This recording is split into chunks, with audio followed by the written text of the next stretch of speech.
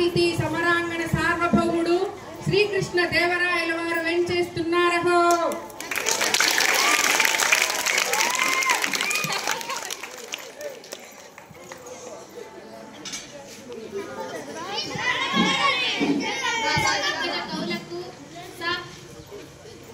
అష్టదిగ్గజ కవులకు, సాహితీయ ప్రియులకు, పుర ప్రజలకు స్వాగతం. మా పాలనలో జీవితాన్ని ఆనందంగా గడుపుతున్న సైతం కొన్ని రసవంతరమైన సమస్యలను పంపించారు. మీరు వీటిని రసవంతరంగా పూరించి నేటి భువన విజయ సభను రంజింపజేయండి. చిత్తం ప్రభు, మీతో నేటి భువన విజయ సభను ప్రారంభించాలని నా అభిలాష. అలాగే పెద్ద నామధ్య. తెలుగుదేలయన్న దేశంబు తెలుగేను, తెలుగు వల్ల ఉండు తెలుగో కండ, ఎల్ల నృపుల గలుగు నెరుగనే బాసాడి దేశ భాషలందు తెలుగు లెస్స. మరి ఇంతటి మన తెలుగు భాషపై ఎవరికైనా ఎందుకు మమకారం ఉండదు? కవి పండితుల్లారా, పెద్ద నార్య, మేము తర్వాత పద్యం పూరిస్తాం. ముందు మీరు పద్యపూరణం పూనుకోండి. చిత్తం ప్రభు, మీ అభిప్రాయమే శిరోధార్యం. పెద్ద నార్య, మీ పూరణకు సమస్య ఇదిగో. అగ్రజారజులై రణజాగ్రజులుగా.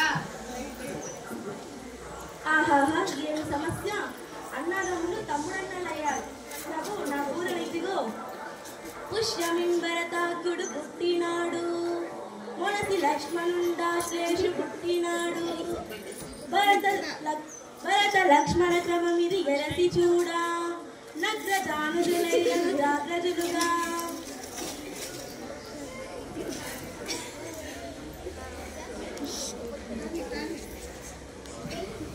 చాలా బాగా పూరించారు పెద్ద నార్య.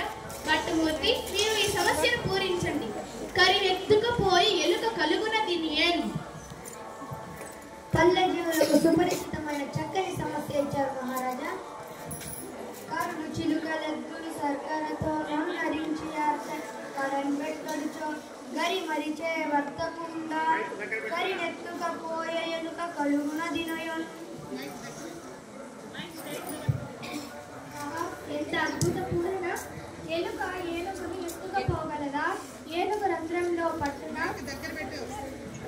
ఏనుగులు, చిలుకలు, ఎద్దులు మొదలైనవి చక్కెరతో చేసిన బొమ్మలు.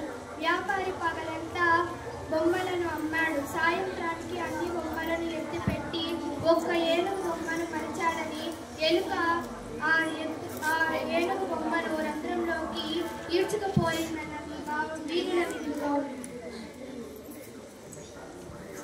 చాలా బాగుంది. ముక్కు తిమ్మన్న గారు, మీరు ఈ సమస్యను పూరించండి.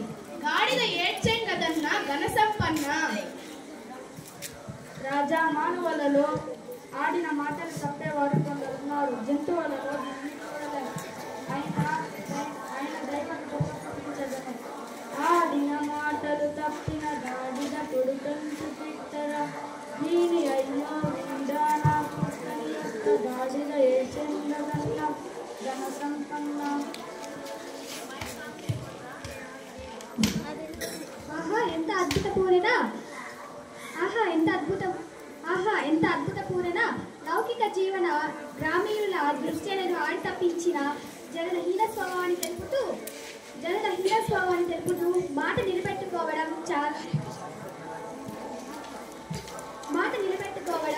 చాలా అవసరం. లౌకిక జీవన సమస్యలకు చిత్తం ప్రభు.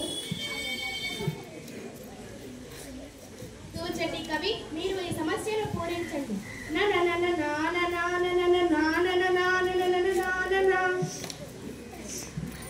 చిత్తం ప్రభు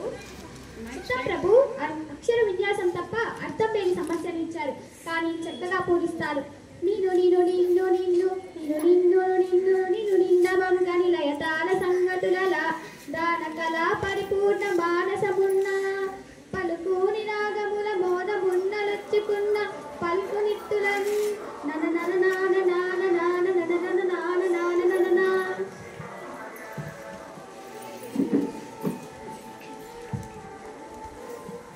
భలా శ్రీకాళహస్తీశ్వరం వరప్రసాదం కవిత్వంగా పొందిన దూర్జటి మీకు వందనం. తెనాలి రామకృష్ణ కవి, మీరు ఈ సమస్యను పూరించండి. మేక తోక ఈ రెండు దత్తపదాలతో సీస పద్యం చెప్పండి.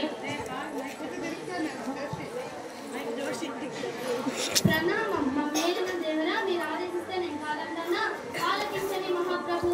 మేక తోకకు మేక తోక మేకకు మేక మేక తోకకు తోక తోక మేక మేక తోకకు మేక తోక మేకకు మేక మేక తోకకు తోక తోక మేక మేక తోకకు మేక తోక మేకకు మేక మేక తోకకు తోక తోక మేక మేక తోకకు మేక తోక మేకకు మేక మేక తోకకు తోక తోక మేక మేక తోక తోక తోక తోక తోక మేక మేక తోక తోక తోక తోక తోక మేక మేక తోక తోక తోక తోక తోక మేక మేక తోక తోక తోక తోక తోక మేక.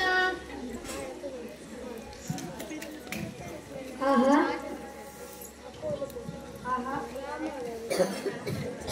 మీరు సామాన్యులు కారు రామకృష్ణ. ఏమేమి మేకల కాపరి అడవికి మేతకై మేకలు తీసుకుపోతున్నాడా? ఒక మేక ముందర పోతుందా?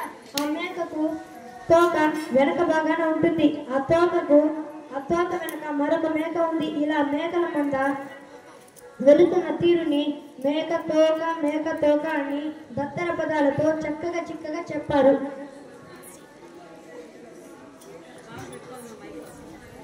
శభాష్ రామకృష్ణ కవి, మీ కత్తికి రెండు వైపులా పదునే మరి, అందుకే మీరు వికట కవి అయ్యారు.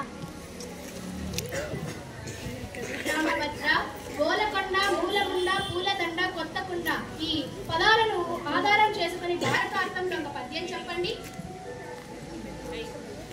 సిద్ధం మహాప్రభు. రామభక్తుడినైన నాకు భారతార్థం పూరణనిచ్చారు, పూరణ చేసెదరు. ఓయకుడు రాజా, నీ కొడుకుత్త గోలకొండాల రెండు విను మూలముండదింకా పూలదండ రేపొట్టకుండా. చాలా చక్కగా చెప్పారు రామభద్ర. ఏమేమి? ఓయి కురురాజా, నీ కొడుకు దుర్యోధనుడి ఉత్త గోల కలిగిన మనస్సు, ఆకారం కొండలాగా ఉన్నాడు, బుద్ధి బలం లేనివాడు. నా మాట వినుము. యుద్ధం వస్తే సర్వం నాశనం. సమరంలో ధర్మానికి బద్దులైన పాండవులు గెలుస్తారు, నీ కుమారులు మరణిస్తారు. పింగళి సూరన, మా ఆరాధ దైవమైన శ్రీహరి దశావతారాల గురించి ఆశిస్తూ ఒక పద్యం చెప్పండి. శ్రీహరి భక్తి నికాయ శ్రీకృష్ణదేవరాయ, మీరు కోరినట్లే వినిపిస్తాను. మక్షై జడనిధి మడయించే సోమకు కూర్మై కవ్వకు కొండ మోసే గీటియ హిరణ్యాగ్ని గిటడంగించెను హరి అయి వరించే ప్రహ్లాద జనులకు వటుడై బలిదనజు వచించి కుదించే భార్గవుడే చిత్ర పంక్తి జెండే దశరథ రాముడై దశకంఠు దెగటాచే శౌర్య దుష్టుల సంహరించే బుద్ధుడై త్రిపుర శ్రీల బుద్ధి మార్చి రుద్రుచే వారి భర్తను కుంగజేసే కల్కి అయి మెల్చ సంతతి బిట్టు మార్పు హరి దశావతార చరిత్ర అద్భుతము. చాలా చక్కగా చెప్పాడు కవివర్య. ఏమేమి? మత్స్యావతారాన సోమకాసురుని చంపాడు. పూర్వమై మందరగిరి మోసి పాల సముద్రం చిలకడానికి సాయమయ్యాడు. వరాహ రూపమై హిరణ్యాక్షుని చంపాడు. నృసింహమై హిరణ్యకశిపుణ్ణి చంపాడు. శ్రీరాముడై రావణుని వధించాడు. శ్రీకృష్ణుడై దుష్టులను అంతం చేశాడు. బుద్ధుడై స్త్రీల బుద్ధిని మార్చి శివుని చేత చిత్రాసుని చంపించాడు. కల్కిగా మారి నీతిహీనులను కూల్చాడు. దశావతారాల